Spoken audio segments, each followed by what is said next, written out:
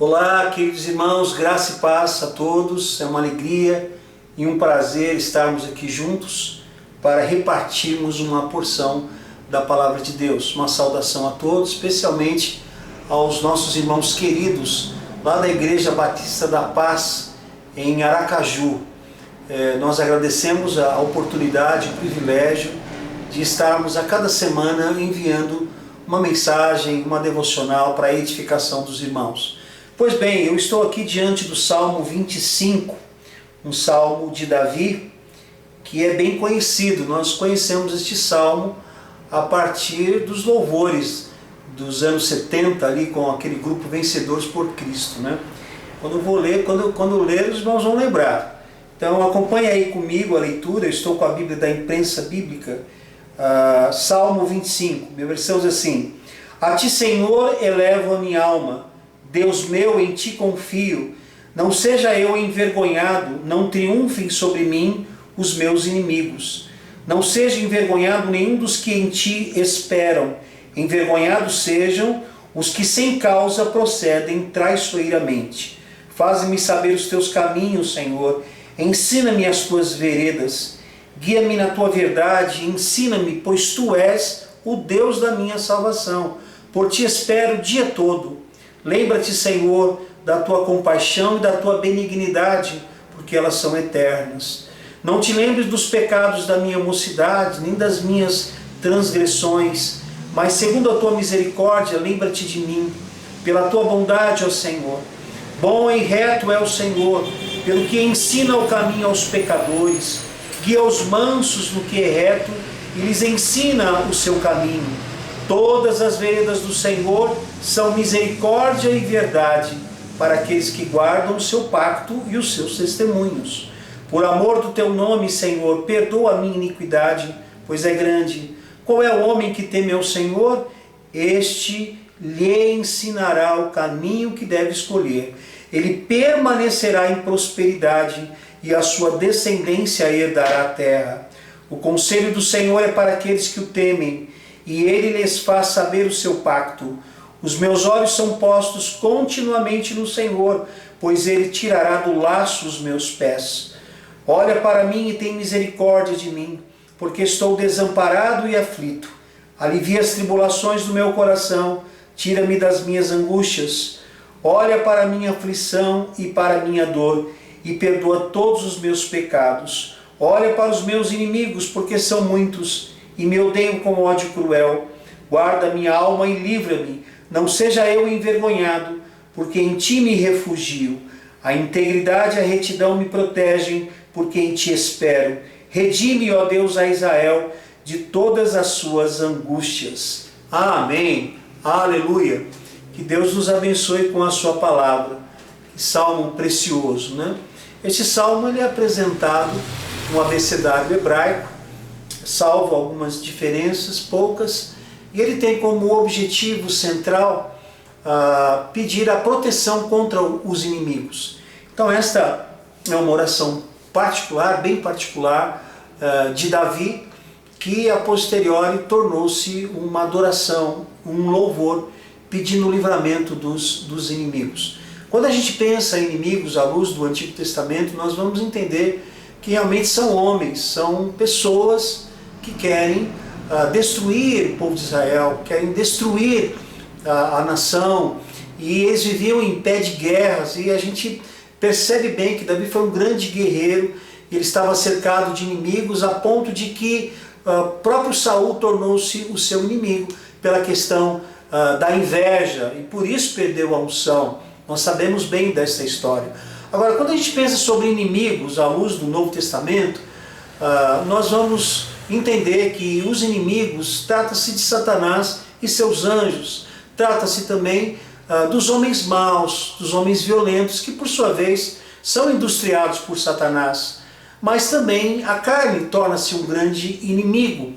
E nós sabemos que às vezes os nossos próprios apetites se levantam contra nós e nós precisamos pedir: Senhor, nos livre de nós mesmos, não é? Da nossa soberba, da nossa vaidade e de tantas coisas que cometemos e que contra a santidade de Deus. Esse texto tem muitas lições, esse texto ele é muito vasto, mas eu quero reservar aqui algumas lições que Davi trata a respeito do livramento que ele nos dá. A pergunta que fazemos para responder com o próprio texto é a seguinte: o que faz com que tenhamos o pleno livramento de Deus? O que faz com que tenhamos, à luz desse texto, o pleno livramento do Senhor Deus? Então eu quero propor 5 lições. A primeira delas é a plena confiança em Deus. Veja que o texto vai dizer no início: ó meu Deus, em ti confio, em ti confio. E ele vai, no decorrer do texto, em vários momentos, expressar essa confiança em Deus. Meus queridos irmãos, nós precisamos confiar em Deus. Às vezes, um espírito de incredulidade invade nosso coração, mas nós precisamos estar firmados no Senhor. Quero crer que toda a confiança e toda a fé, ela vem do próprio Deus, e quando nós nos rendemos ao Senhor, reconhecendo a incredulidade que temos, então Ele usa de misericórdia, trabalha do nosso ser e aumenta a nossa confiança nele. Nós precisamos confiar no Senhor. E os momentos que mais precisamos de confiar no Senhor é quando estamos num vale, num deserto, quando o tempo está completamente tempestuoso, as coisas estão totalmente contra nós. É neste momento que nós somos provados para confiarmos no Senhor. Isso nos dará vigor e nos livrará dos nossos inimigos. Portanto, confie em Deus. Não sei o que você está passando, os momentos que o afligem, o cálice amargo que você esteja administrando, mas confia no Senhor. Ainda que você não esteja vendo a luz do fim do túnel, confia no Senhor. Ainda que Deus tenha tirado o chão dos teus pés, confia no Senhor. A segunda lição que nós temos aqui é que nós devemos buscar a vontade de Deus para a nossa vida. O Davi ele vai dizer: me ensine os teus caminhos, guia-me na tua verdade, e ele várias vezes vai buscar estar no centro da vontade de Deus, e a vontade de Deus vai nos livrar dos nossos inimigos. E irmãos, há muitas pessoas que não estão vivendo dentro da vontade de Deus. Há muitos irmãos que estão completamente fora da vontade de Deus, indo para outros caminhos, dentro da igreja, às vezes sendo um ótimo religioso, mas está completamente fora da vontade de Deus, no seu negócio, no seu trabalho, nos relacionamentos, nos seus empreendimentos e projetos. Então, quando nós pedimos a Deus: Senhor, nos ajude a estarmos no centro da tua vontade, Ele vai mostrar. E esse foi o clamor de Davi: Senhor, me ajuda a estar dentro da sua vontade. Esta é a segunda grande lição, não é mesmo? A terceira lição que nós vemos aqui é o momento da confissão de pecados. A partir do versículo 7, do verso 7, nós temos aqui: não te lembre dos pecados da minha mocidade. Ele clama pela misericórdia, ele confessa o seu pecado, e a confissão é fundamental.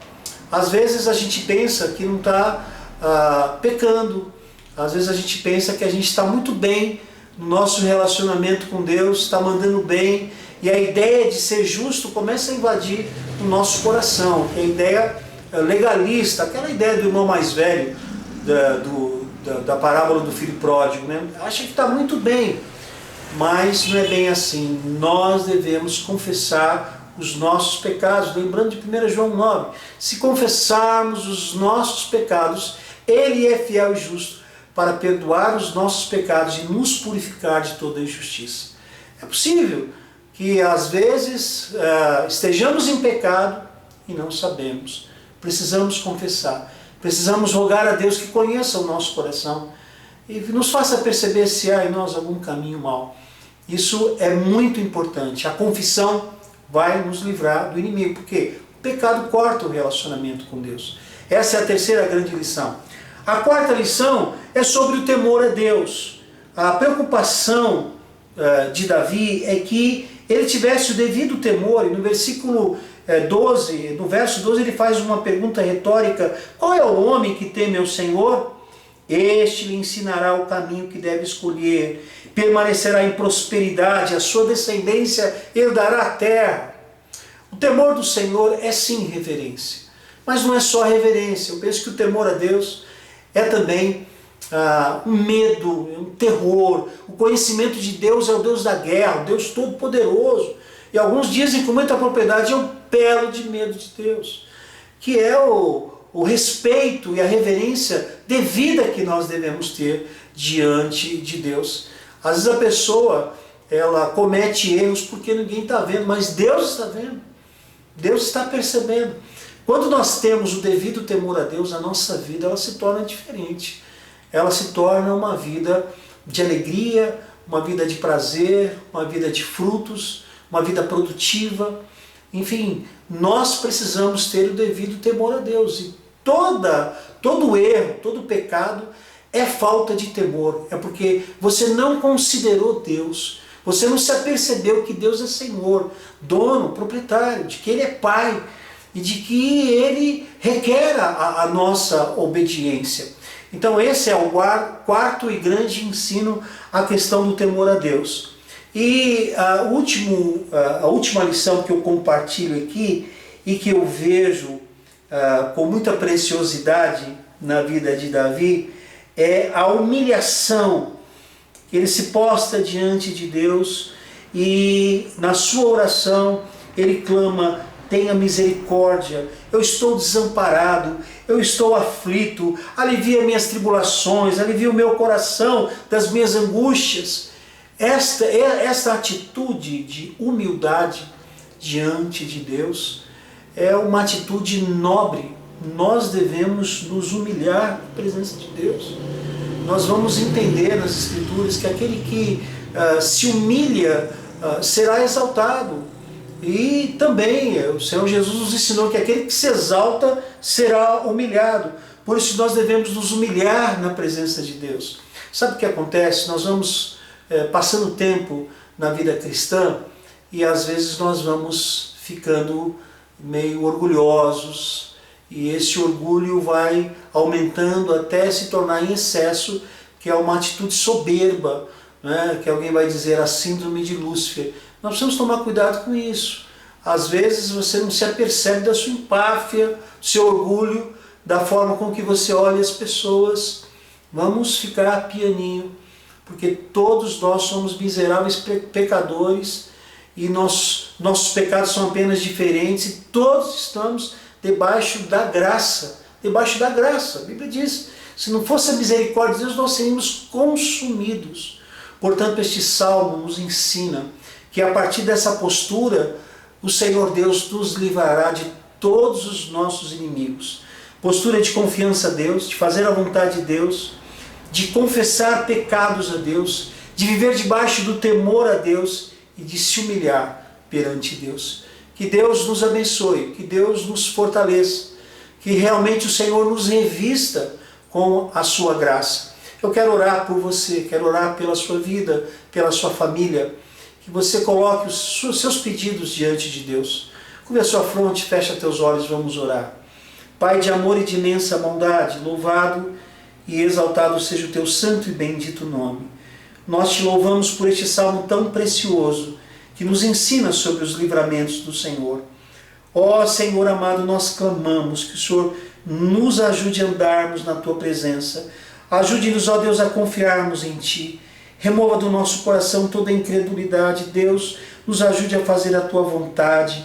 Ó Deus, andarmos nos teus caminhos para o louvor da tua glória. Ó Senhor, nós queremos confessar toda a nossa falta. Ó Deus poderoso, Rei da glória, se há algum pecado em nós, que o Senhor nos livre, em nome de Jesus. Ajude-nos, ó Deus, a andarmos obediente e termos o devido temor do Senhor. E Senhor, se há, ó Deus, em nós alguma postura de soberba, que o Senhor nos quebrante e ajude-nos a andar humildemente na tua presença. Estendemos o nosso clamor e a nossa oração a todos que participam desta devocional.